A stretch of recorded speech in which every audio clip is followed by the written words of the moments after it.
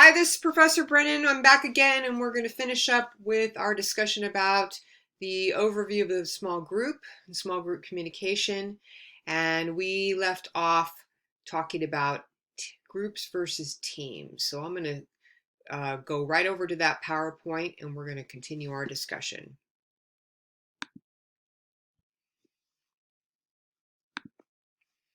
Okay, here's a picture, if you didn't know it, of our U.S. Women's soccer team winning that title last year. That was very, very exciting. So group versus teams. Let's understand how they're different, because they are different. So in a team, you have a goal, okay? There's always, and everyone has the same goal in a team. So when you're in a team, you know this, you that have played sports, right? You could be on a team, let's say you probably have teams with video games or a team that is trying to win some kind of championship, but the goal is always to attain something. Even like an Olympic team, there might be individual scores, but the team wins. But especially in a team situation where like you're on a swim team, the team wins. The goal is to win. You all have the same goal.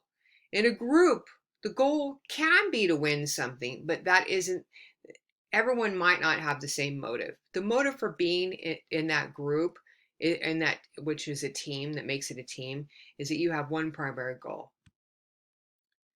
Now, your success of meeting that goal depends on everyone's participation. Right? I want you to think about if you've been on a soccer team, girls soccer, boys soccer, or football, or played volleyball, or tennis team, whatever team you've been. In order for the whole team to win, basketball, I love basketball, they all have to be in it. You have to be completely dedicated. You can't have one straggler. Remember, we just talked about group hate, right? Or people that like don't do the work, but the group still succeeds. That's not going to work on a team. If you have one person that's not doing what they need to do, the team is going to be affected completely. So everyone has to have that same mindset, that same fierce determination to win. You are highly interdependent. So each person's actions affects the other person. Now, groups are interdependent as well. You're in a relationship with each other, you're going to affect each other. Okay? But in a team, it's even more important to have that interdependence, for you all to rely on each other. When you think about football, right? Football season is coming. When you think about that, well, I guess we're not going to have football season, but you know what I'm talking about.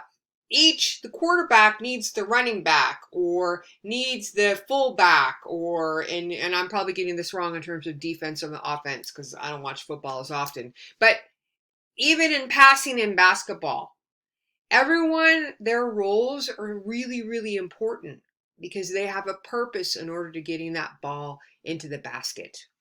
So they're highly interdependent. Roles and tasks highly structured. There's only one quarterback.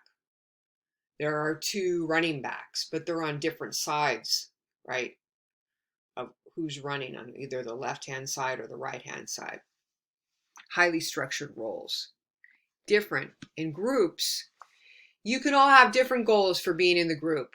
Your focus can actually be more, I'm in this group because I want to form relationships with people. And yeah, I'm going to do this task, but I'm really into the relationship. And maybe that's who you are as a person. Or you're in this group to learn something. I really want to research this and learn everything about this. That's your goal. So goals can be highly, have a variety to them, what we call heterogeneous. Heterogeneous means not the same, diversity, difference.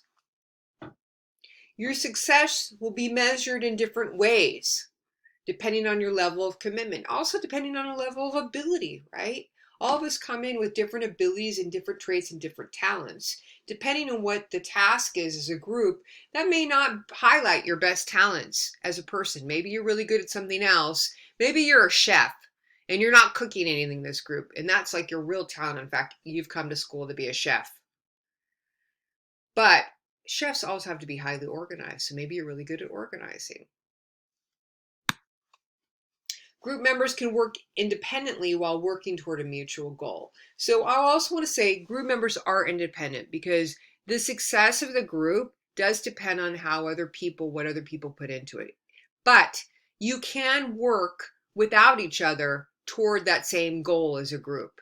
You don't need to be working with each other. In a team, you have to, when you play the game, you have to work together. And finally, the roles in your group can change, right? They can be different. They don't have to be the same. Sometimes someone acts like a leader in the beginning and maybe then they step back and someone else becomes a leader. Or maybe someone you're going to take charge when I have you do meeting agendas. Hopefully you don't have the same person writing the agenda and submitting it all the time. That's not really fair. And hopefully it's not going to be gender oriented. Oftentimes the women or the females in the group are the ones tasked to do that. A guy can do it just as well. So thinking about in a group, your roles should be flexible, right? Allow each other to have different responsibilities and different powers in the group to have that experience. And they can be flexible, right? Think about what the needs of the group is. Okay, so we have completed the overviews of the small group for small group communication, and we've discussed a lot. The things you want to remember is one, the difference between a primary group and a secondary group, understanding the difference between groups and teams.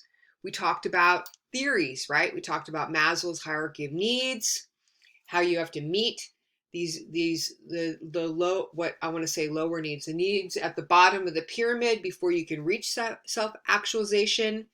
We talked about social exchange theory, and I just touched upon it very lightly, but it's something you want to think about, how we weigh the pros and the cons, or the benefits and the liabilities of staying in a relationship. We do it all the time. We think about it.